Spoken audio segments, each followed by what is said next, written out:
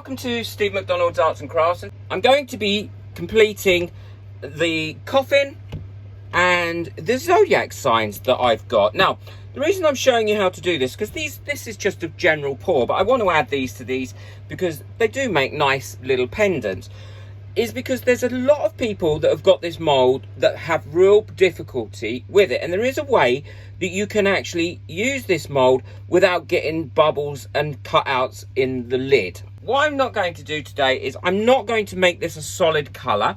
What I'm going to do is kind of try and brighten this up a little bit. And I'm going to use some dried flowers in it and a slight tint of a pigment with the dried flowers. So I'm ready to put my dried flowers in there, and I've picked out the dried flowers that I want. If you want to know how to dry flowers and get them ready, it's really easy to dry them or press them. Check out the video that I'll put up at the end of this video. Go straight to that and it will show you exactly how to dry them.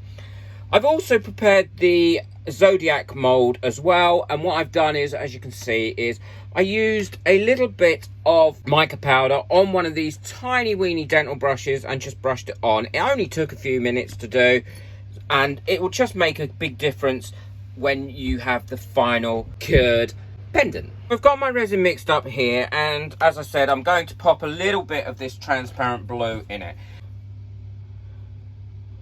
That amount. And if I need to add any more, then I will add some more. I do. Just add a bit more. Because you can always add it in, but you can't take it out. Oh, that's it. That's the colour I'm looking for. What I would do now is I would ensure that I get resin around the bottom. And that way you can kind of avoid getting any air bubbles in it. And how I'm going to do that is I'm going to put the resin in using a pipette. Now, you've seen me use pipettes before if you've seen my videos. I use pipettes an awful lot, and I love them. It's a shame I can't clean them out and reuse them. So I'm just going around the whole of the bottom of this mould. Let's move that out of the way. And making sure I've got resin all the way in this bottom. Yep, there's a couple of millilitres of resin in there now, and I'm quite happy with that.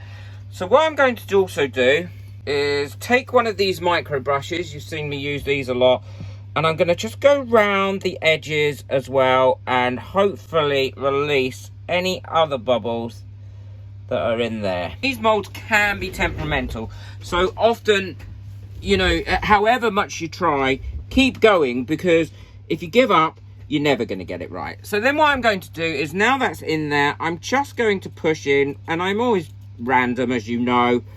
I'm just going to push in my dried daisies and my dried flowers where I want them. And that is random. I always do these things random. Okay, so I'm quite happy with that now. And then what I'm going to do is I'm just going to pour this in gently. Okay, so what I'll do now is I will leave this now for probably about 10 minutes. And then I will go over it very lightly with a lighter, not with a torch, because I don't want it to burn. I'm going to just pop a few of these in here. These will come to the top. I'm not too worried about that because you're not going to see them from the other side when we put it in. There we go, that's that. These I don't need at the moment. Let me just move that to one side. So when it comes to the actual lid itself, I tend to do this in more than one pour if I have to, if it's a big lid, but I'm going to do this in one pour today to show you. Okay, so what we've got now is, I don't know if you can see it clearly, it's evident that there are bubbles in this because you can see them. So what I do is I take a pipette, I fill it up, and then I use the pipette to try and push those bubbles out.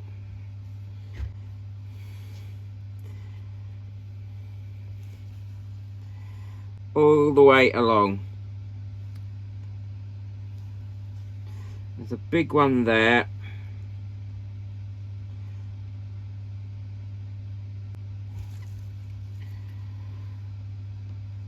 And I know the pipette is not going to damage the mold. That's what I really like about using a pipette. And it's got a very bit of plastic on the end that you can use just to push those bubbles out with. There, look, there's a big one there. I don't know if you saw that come out. Another big one there.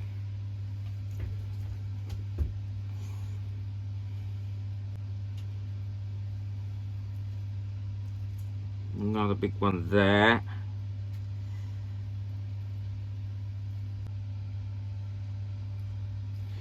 Okay, there we go. That should have got all them out.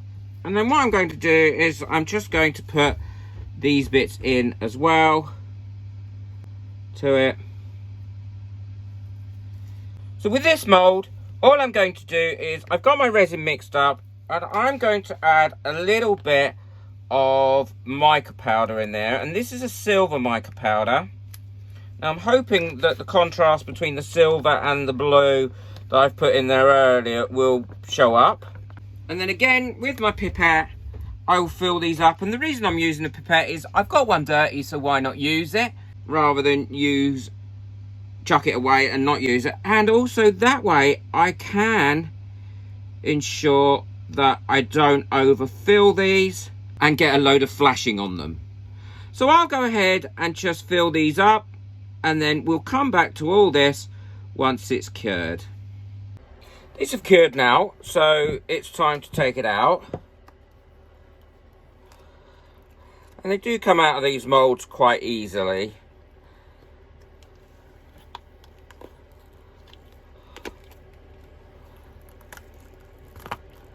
There we go. So we've got a completely bubble-free edge, which is what we were looking for. There is a bit of overspill on this. That's because I overfilled the mold, but that's not a problem. I can trim that off. But this is the bit that normally causes the most problems with people who've got gaps on bits and pieces around these edges.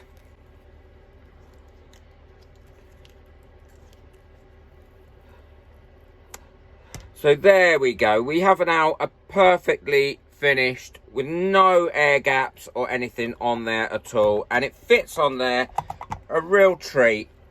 So there we go. So that's how to make that without any bits missing or any bubbles stopping your edge. And I think that's come out really nice, and actually I quite like it with the flowers in it as well. I think that finishes it off really, really well and makes it just look a little bit less macabre. But it's still a coffin. So here are the zodiac signs. So let's pop those out. And these so far have come out really, really well. And this is just, again, a simple mold. And it's really effective with these colours, and by just brushing over a little bit of the mica powder onto the words that say Pisces, and that's Sagittarius, that's me. My birthday's in December. And I love the way that these come out. And, you know, you could use your leftover resin to make these and give to people. And I'm sure that they would sell really, really well at a craft fair. And, you know, they've cost you next to nothing to make if you're using them with your leftover resin.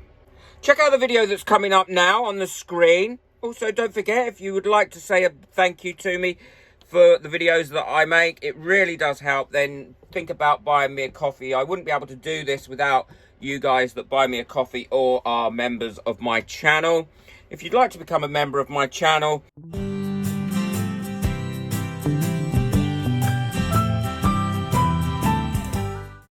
then check out the join button. There's no obligation when hitting the join button. Hit the join button and it will tell you about all the benefits and perks of being a channel member. Hit that subscribe button as well so you don't miss out on any of my future videos. Have a great day. Enjoy your resin. Bye.